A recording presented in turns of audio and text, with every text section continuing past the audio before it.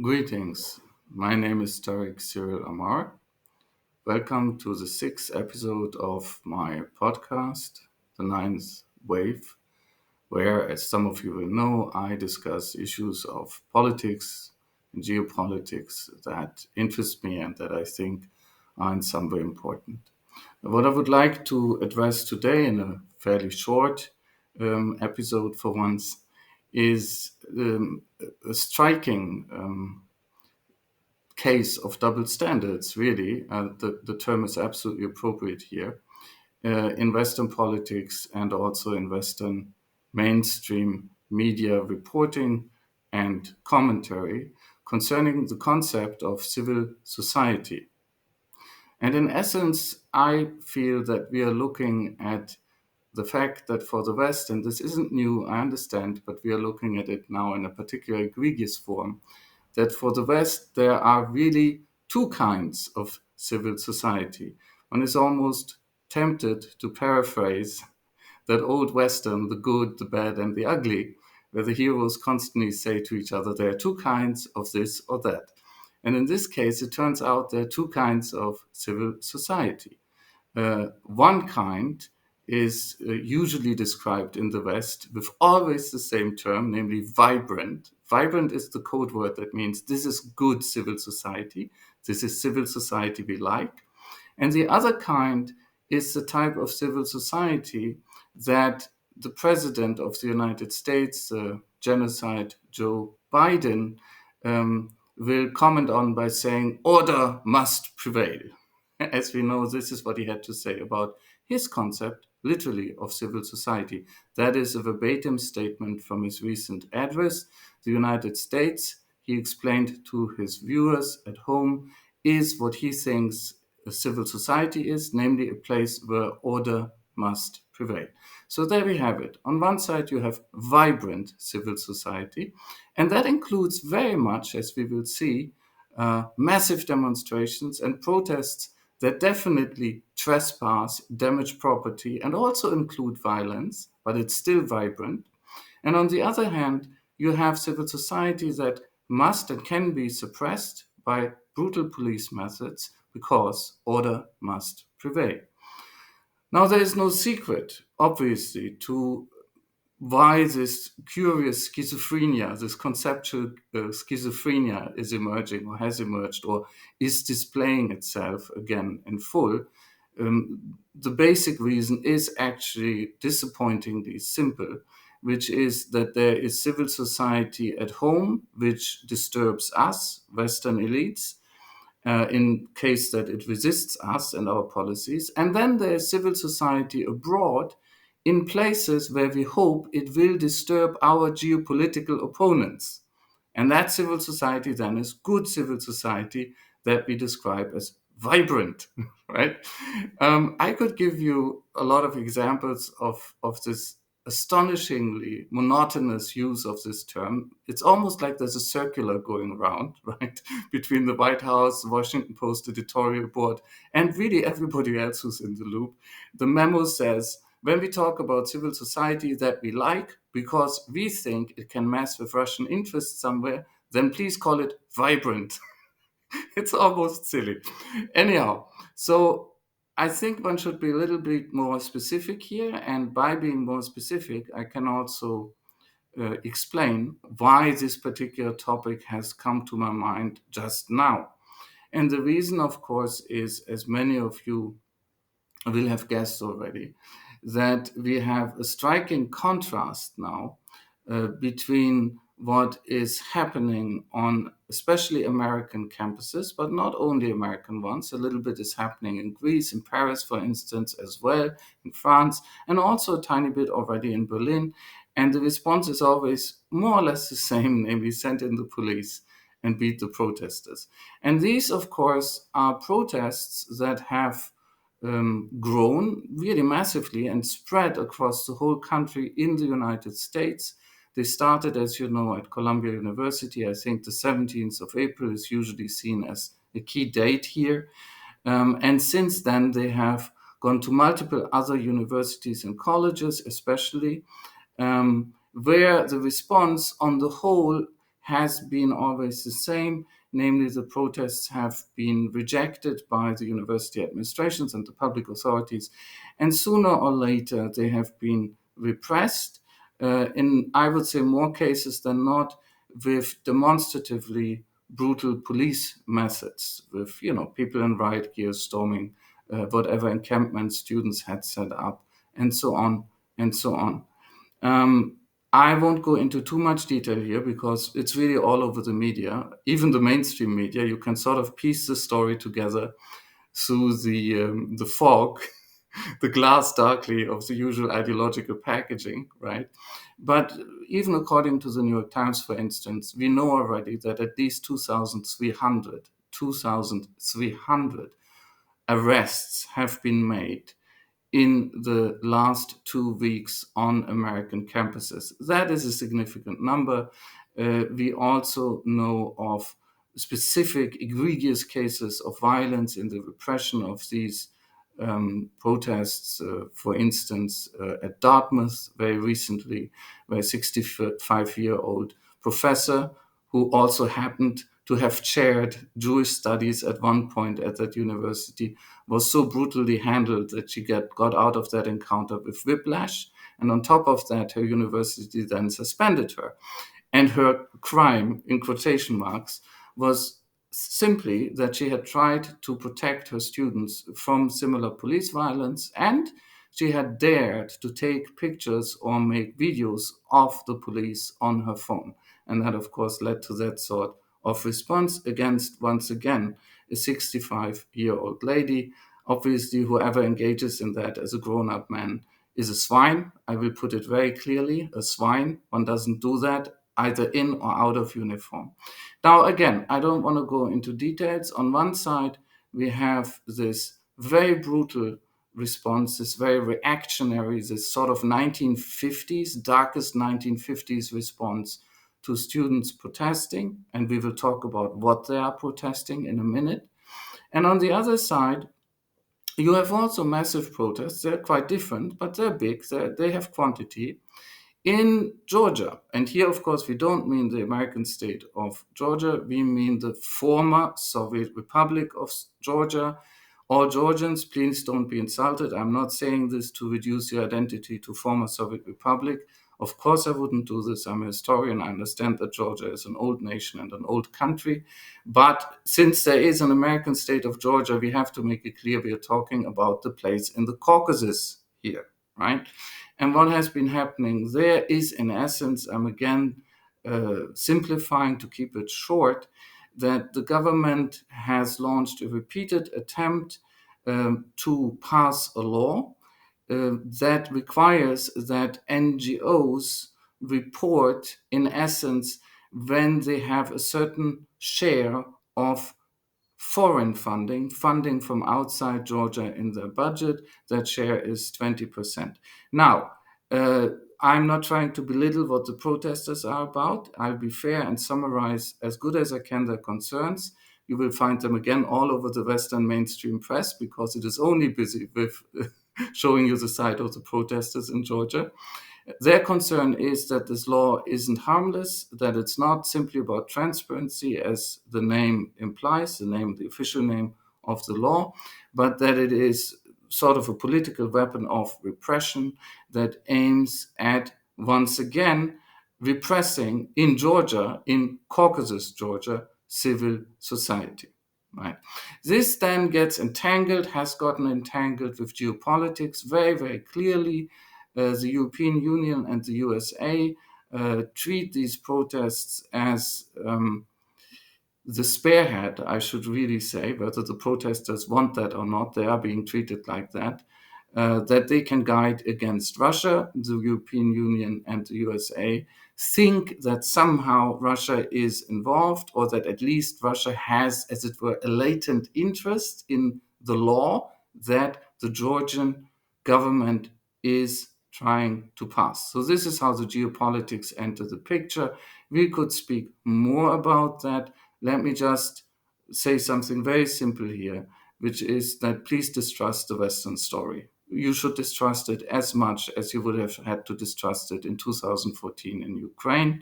The West is not neutral, the West is not honest. People like Ursula von der Leyen or diverse spokespeople of the United States are obviously not honest. They once again follow political interest here as well.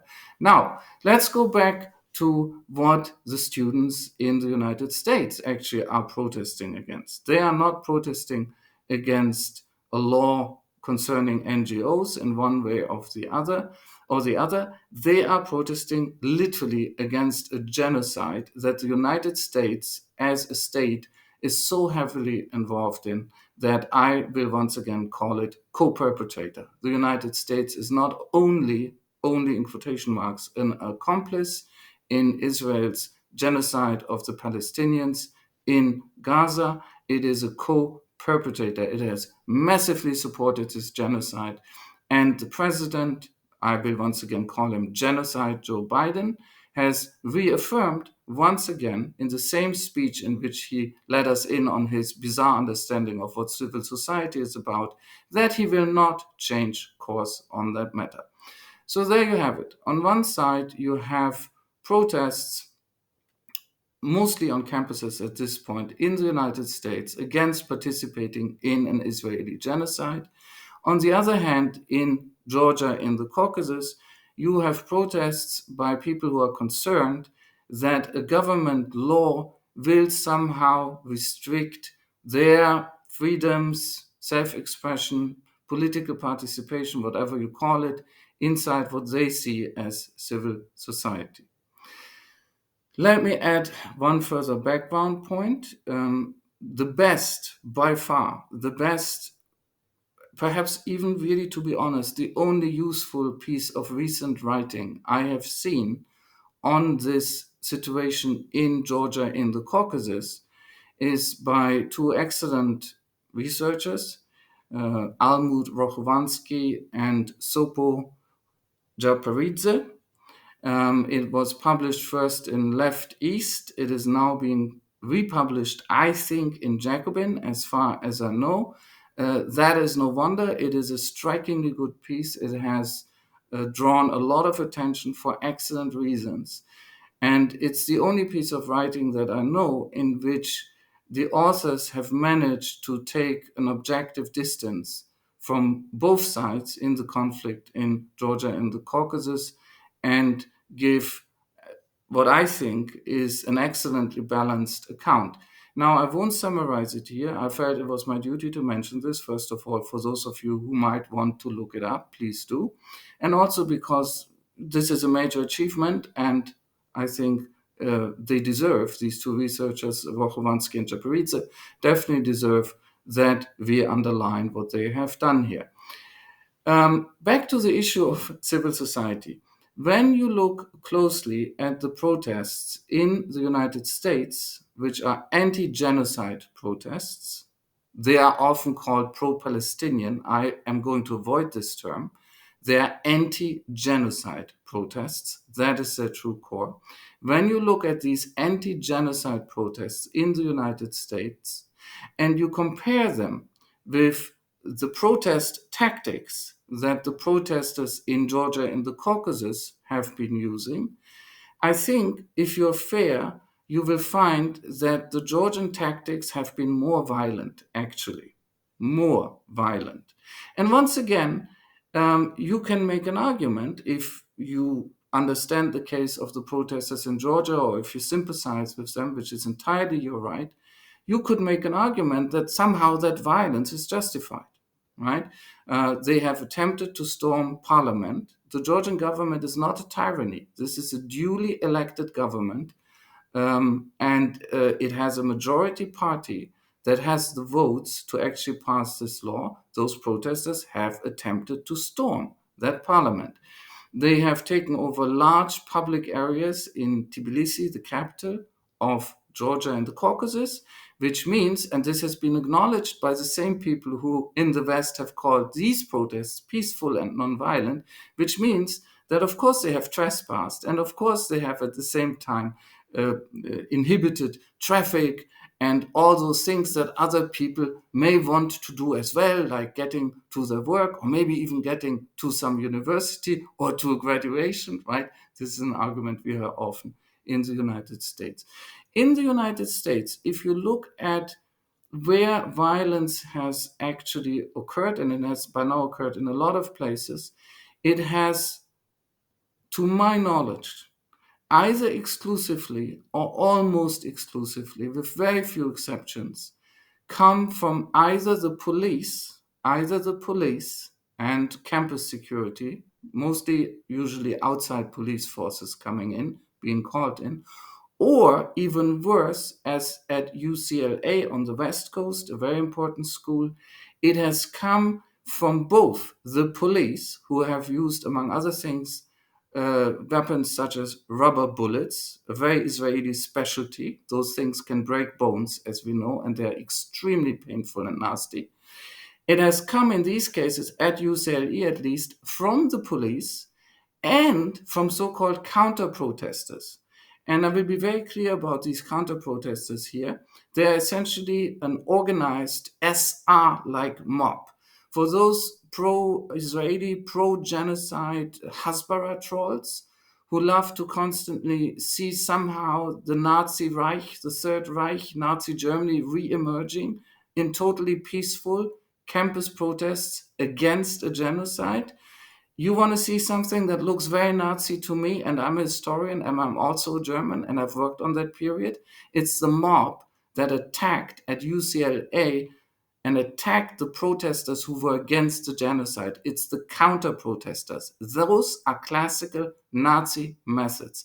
This is exactly how the Nazi Party acted before it took power in the last years of the Weimar Republic, which it destroyed. It was a concatenation, it was a deliberate combination of street mobs organized to hit and brutalize the left and take over spaces, and the police who let these street mobs do what they wanted and then afterwards went after the left as well. And this is precisely the pattern that we have now seen at UCLA, precisely that pattern. So once again, I'd speak in summary terms. I do not wish to take your time with a long, list of details that you really can find somewhere else. And by the way, I am writing an article about all of this, so some of the details will be found there. But it is clear to me that the protest in the United States, the campus protests, have been significantly less violent than the protests in Georgia, in the Caucasus, right? At the same time, let's repeat, the campus protests in the United States are protests against an ongoing genocide and the involvement of the American government and major American institutions, including those colleges and universities, more or less directly in either the genocide itself or with the state, supporting the state, the apartheid state of Israel that is committing the genocide. Those are the targets of the almost exclusively peaceful protests in the United States. The target in Georgia is a specific law that one can argue about. I once again encourage you to read the excellent article by Rochovansky and Japaridze on this if you want to have a balanced, objective view. The government in Georgia probably does have its own agenda, as governments very often do. It is still a legitimate government, nevertheless. And at the same time, there really also is a real problem with the abuse of the NGO sector in Georgia, at least a part, and as Japaridze and Rochovansky argue, actually a fairly small part of that sector, to exert clearly illegitimate, outside foreign influence on Georgian politics. Yes, there is such a problem. That doesn't mean that the solution that the Georgian government is now suggesting is the right solution, but the problem exists. That's how complex it is in Georgia. I think that the United States case is actually much clearer. You want a case with a lot of moral clarity, like for the conservatives, they love that. That's actually the case in America. That's a straightforward case. When your government is involved in a genocide, there is no but, and if you try to resist that involvement, you try to resist the genocide. And I can tell you right now that if the United States survives its current decline into ever worse authoritarianism and reactionary, I don't even know what to call it anymore, corruption, I think moral corruption, intellectual corruption would be the terms. If it survives that, if the United States one day recovers and becomes a more normal country again, a more normal society, the people who are being beaten up by the police now will, of course, be venerated as heroes. Of course, there's no doubt about this, because they are literally on the right side of history. And yet, and here we come back very quickly and really just to sum it up to my initial point, we see very clearly this bizarre schizophrenia in the application of the term civil society.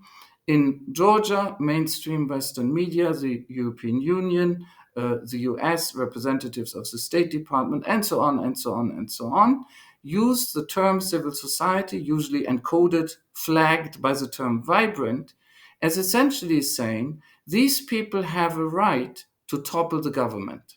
That is what they're saying. Because believe me, if for some reason the protesters in Georgia should succeed, right? And if they should succeed beyond even perhaps their expectations, and tomorrow that government in Georgia falls, there will not be a voice in the West saying, oh, now you went too far. Quite the opposite. We will see the same that we have seen 2013, 2014 in Ukraine and in many other places where so-called color revolutions have taken place and have been engineered and have been taken advantage of by the West. That sort of action will then be praised across the mainstream media in the West. Now, on the other hand, we have a civil society in the United States itself, the very core of the West in terms of power, that dares resist almost exclusively peacefully a genocide that the US is involved in, together with Israel and other Western partners. And that is answered by the president, who says, order must prevail.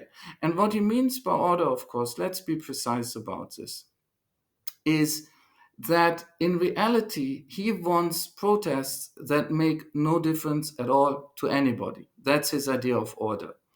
We know from the history, of course, of the civil rights movement in the United States itself, we know from the history of really every protest that mattered in modern times, that if a protest is supposed to have any impact or effect, it will not be entirely orderly, in the sense of, yes, there will be trespassing. Yes, some property will be damaged in a protest that's worth its salt and is supposed to have an effect. And yes, some people will be a little bit inconvenienced in their schedules. So if you feel, I really, really want to go to class and I want to have my graduation on time and this protest is in my way, well, you are one of many, many reactionaries in history who doesn't understand the concept of protest. A protest that is entirely convenient, that has no element of disorder at all, and this is literally the understanding of correct protest that the American authorities are now trying to impose at home, is a protest that is entirely sterilized, castrated, toothless, call it what you want. And this is, of course, the real political agenda here. It's a ridiculous idea of protest, and it's a ridiculous idea of civil society. Civil society, let me say this as my very last point to raise today. Civil society is a complicated concept. It is a concept that has never convinced me, and there are some other people who are not convinced by it. I think it's a romanticization of a certain aspect of society under capitalism, right? Okay. But on its own terms, for those who do want to take this concept seriously, right? If you want to be honest about the concept, civil society is the part of society where the state has no direct power. Civil society is supposed to be the part of society where the state and all other authorities, including university administrations and presidents and so on, Do not send in the police to beat it down. Civil society, if it's supposed to be good for anything, is supposed to have a certain autonomy, and it is supposed to have a space in which it can have debates and, yes, serious, substantial protests without the state immediately beating it down under the pretext of, oh, I need to protect the property and you can't trespass and all of that nonsense. Any serious concept of civil society accepts a degree of disorder inside it and coming from it. Any serious concept of civil society has to accept that. If somebody wants to suggest to you a sort of astroturfed, ridiculous, castrated civil society that is incredibly convenient because all the protesters have gathered in one little speaker's corner for half an hour and there they can wave a flag and then please go home and be quiet, that is, on top of everything else, a lie, an absurd lie. Anyhow, I will leave it here for today. I promised I'll make it a little bit shorter than my usual shows here, than my usual statements here. I will say once again that I am writing an article about this. It will be published soonish, I think, quite soon. So if you're interested in this, look this up as well. But again, also, if you're interested in the case of Georgia, not the state in the United States, but the country in the Caucasus, please make sure to consult the really excellent article by Japaridze and Rokovansky. Thank you very much. That's all for me for today. Thank you.